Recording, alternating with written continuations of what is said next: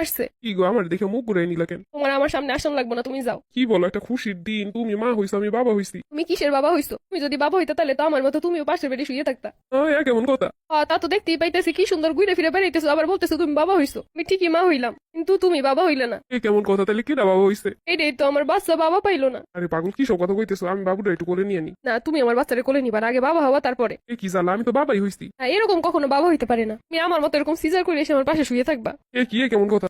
তাই তো, আমি যখন সিজার করে মা হইছি, তুমিও তো সিজার করে বাবা হবা। আরে বাপ হইতে সিজার করা লাগে না।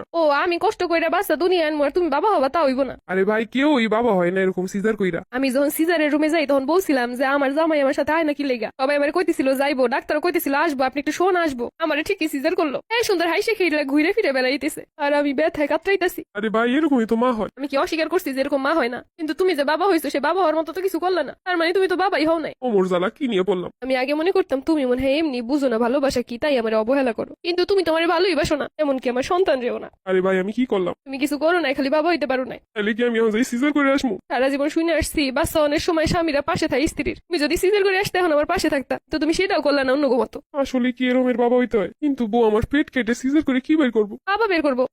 বাবা আবার পেট দিয়ে বের করে কেমনে? তোমার আমি বুঝাইতে পারবো না, তুমি আমার ভালোবাসো না, তুমি এগুলো কিভাবে বুঝবা?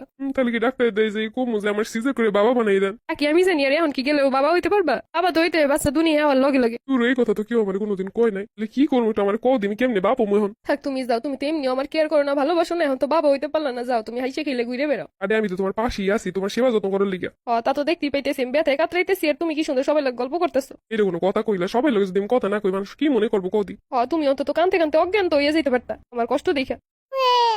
ওই যে বাচ্চা কাঁদতেছে, আমি একটু কোলে নেই। না, তুমি যাও, তোমার কোলে নেওয়া লাগবো না। আমার প্রতি মায়া নাই, বাচ্চার প্রতি কি থাকবো আর? বাবা হইতে পারলে না হইলে থাকতো, কিন্তু তুমি তো তা হইতে পারলে না। আচ্ছা, আমি যদি এখন তোমার পাশের বেডে শুয়ে থাকি তাহলে তো একটু হইতে পারো। দেহ শুয়ে থেকে ডাক্তাররা কি কয় বাবা হইতে পারো কি পারো না, তা আমার মনে হয় না যে এখন শুয়ে থাকলে পারবা। সে শুরু থেকে শুয়ে থাকা উচিত ছিল। শোনো, শুধু মুখে বললে বাবা হন যায় না, বাবা হইতে যোগ্যতা লাগে। তুমি কি কইরা বুঝবা বউরে ভালোবাসে যে সে সন্তানরেও ভালোবাসে, আর যে বউরে ভালোবাসে না সে সন্তানরেও ভালোবাসে না?